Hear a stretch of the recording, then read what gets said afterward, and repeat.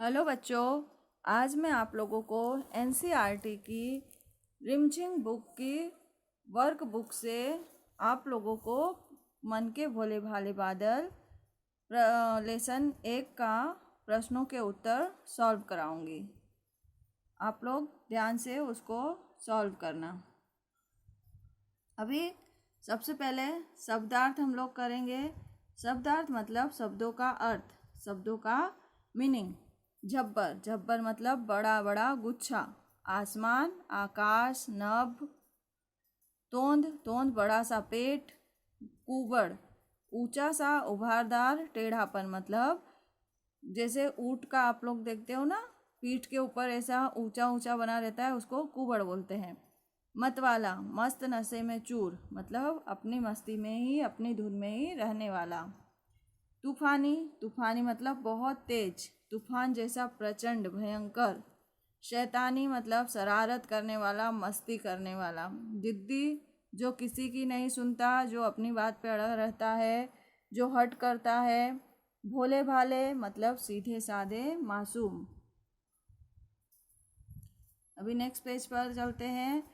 निम्नलिखित पंक्तियों को ध्यानपूर्वक पढ़कर पूछे गए प्रश्नों के उत्तर दो। कुछ तो लगते हैं तूफानी, कुछ रह रह करते शैतानी, कुछ अपने थैलों में चुपके झरझर झर बरसाते पानी। नहीं किसी की सुनते कुछ भी, ढोलक ढोल बजाते बादल। है ना, यहाँ पर ये आप लोगों को लाइनें दी है, इसके ऊपर कुछ प्रश्न आपसे पूछे गए हैं, उसके उत्तर आपको देना है। कुछ बादल कैसे लगते हैं? कुछ बादल तूफानी लगते हैं, तूफान के जैसे लगते हैं। काले बादल आसमान में क्या करने लगे? काले बादल आसमान में झूम झूम कर दौड़ने लगे। बादल कहाँ से निकल कर पानी बरसाते हैं? बादल थैलों से निकाल कर पानी बरसाते हैं। बादल क्या बजाते हैं? बादल ढोल बजाते हैं। अभी निम्नलिखित प्रश्नों के सही उत्तर चुनना है हमको। यह कविता किसके बारे में है? ये कविता बादलों के बारे में है। देखो यहाँ पर बादलों के बारे में ही बात की जा रही है ना। गुब्बारे जैसे गाल किसके हैं? बादलों के हैं। बादल क्या लाते हैं? पानी। बादल के मन के कैसे हैं? वो भोले भाले हैं, सीधे साधे हैं बादल।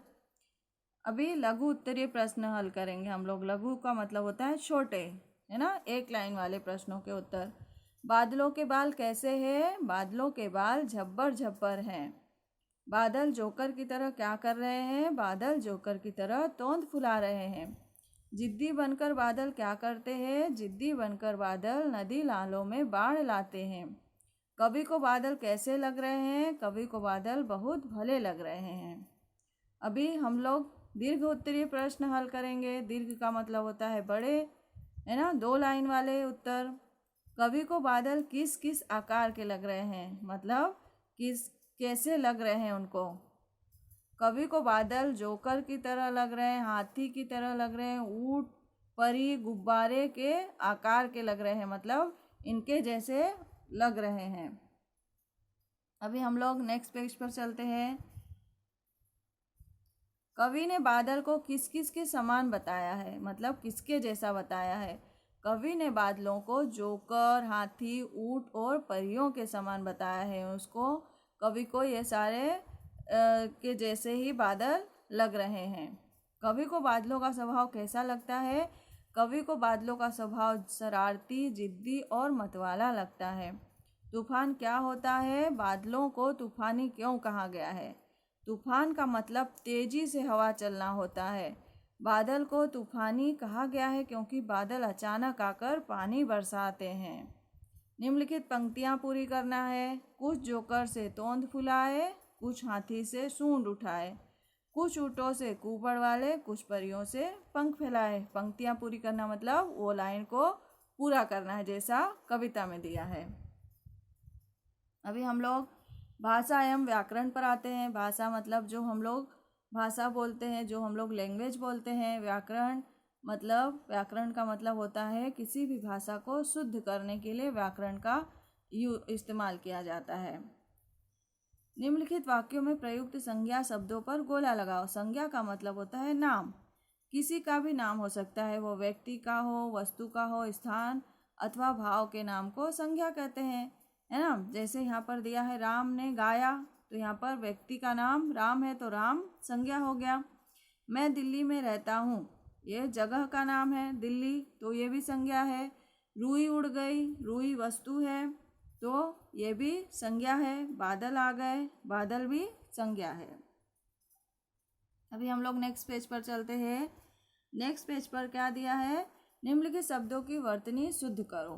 शुद्ध करना मतलब सही करना, वर्तनी मतलब जो लिखे हुए शब्द हैं उनको सही करना है। जैसे यहाँ पर गलत लिखा है गुब्बारे, गुब्बारे नहीं होता है, गुब्बारे होता है। और फिर बरासते, बरासते नहीं होता है, बरसाते। जिद्दी, जिद्दी। ऊँट, ऊँट नहीं होता, ऊँट। कुबड़, कुबड़। थैला, थैला। आओ जाने क्या सीखा। अभी हम लोग जानते हैं कि आप लोगों ने क्या सीखा है ना। तो निम्नलिखित शब्दों को वाक्यों में प्रयोग करना है, इनसे वाक्य बनाना है। झूम झूम, बरसात में हम झूम झूम कर नाचते हैं। भोले भाले, बच्चे मन के भोले भाले होते हैं, सच बात है। झरझर, नदी से पानी झरझर बहता है। रह रह, बादल रह रह कर शैतानी करते हैं। निम्नलिखित शब्दों के उचित जोड़े बनाना है। जोड़े बनाना मतलब उनको सही से मिलाना है। उदाहरण जैसे देखो, सोना सा चमकीला, सोना कैसा होता है, चमकदार, तो इसलिए उसको चमकीला कहा है। गुब्बारे से गाल होते हैं, गुब्बारे जैसे फूले फूले होते हैं वैसे ही गाल भी होते हैं फूले फूले। कौवे से काला, कौवा कैसा होता है, काला। रुई सा मुलायम, रुई भी मुलायम होती है। दूध सा सफ़ेद, दूध कैसा होता है, सफ़ेद। अभी हम लोग नेक्स्ट पेज पर चलते हैं। निम्नलिखित दिए गए शब्दों के वचन बदलो। वचन, वचन क्या होता है, संख्या है ना। वचन होती है संख्या, एक वचन और बहुवचन है ना। हिंदी में कितने वचन है, एक वचन और बहुवचन। अगर एक के बारे में, एक चीज़ के बारे में या एक किसी के बारे में बात की जाती है तो उसको एक वचन कहा जाता है। और दो या दो से अधिक के बारे में बात की जाती है तो उसको बहुवचन कहा जाता है। गालो, गालो क्या है, बहुवचन है, तो यहाँ पर उसका एक वचन होगा गाल। थैलो, ये भी बहुवचन है तो उसका एक वचन होगा थैला। शेरो मतलब बहुत सारे शेर, तो उसका एक शेर होगा शेर। गुब्बारो मतलब बहुत सारे गुब्बारे, तो यहाँ पर एक होगा गुब्बारा। अभी निम्नलिखित शब्दों के एक एक पर्यायवाची शब्द लिखो। पर्यायवाची का मतलब होता है कि एक ही शब्द के अलग अलग नाम या अलग अलग उसका मतलब मीनिंग एक ही है लेकिन उसके नाम अलग अलग होते हैं। बादल, बादल को और किन किन नामों से जाना जाता है, मेघ नाम से जाना जाता है। आसमान को आकाश, नभ है ना, पर यहाँ पर एक ही लिखना है। पानी को जल, नीर, वारी, कितने सारे नाम है लेकिन यहाँ पर तो एक ही लिखना है ना, इन्होंने दिया है एक एक ही लिखना है। नदी, नदी को सरिता कहते हैं, ठीक है। अभी आगे चलते हैं। मूल्य आधारित प्रश्न। मूल्य आधारित प्रश्न में क्या है, देखो, वर्षा के पानी का संचय करने से हमें क्या लाभ होता है, इसके लिए हमें क्या क्या करना चाहिए, है ना। वर्षा के पानी को बचाने से हमको क्या क्या फ़ायदा है और इसको हमें किस तरह से बचाना चाहिए, इसके बारे में बताना है। तो देखो यहाँ पर वर्षा के पानी को संचय करने से हमें पानी की समस्या नहीं होती है। इसके लिए हमें पेड़ पौधे लगाना चाहिए, कुएं तालाब बनाना चाहिए। सही बात है ना। देखो, पानी बचाने से हमें पानी की समस्या नहीं होगी। अभी हम लोग नेक्स्ट पेज पर आते हैं। ये आप लोगों को होमवर्क करना है, तो जो दिए गए संकेत बिंदुओं की मदद से वर्षा ऋतु पर एक अनुच्छेद लिखना है।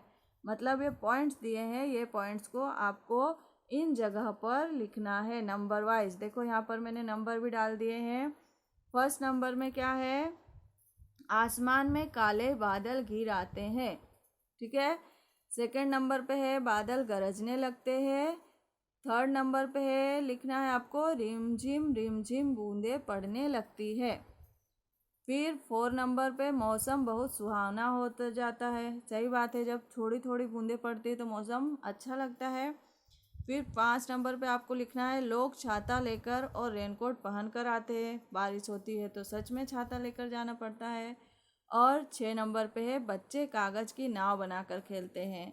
और 7 नंबर पे क्या आएगा, मुझे यह ऋतु बहुत अच्छी लगती है ना।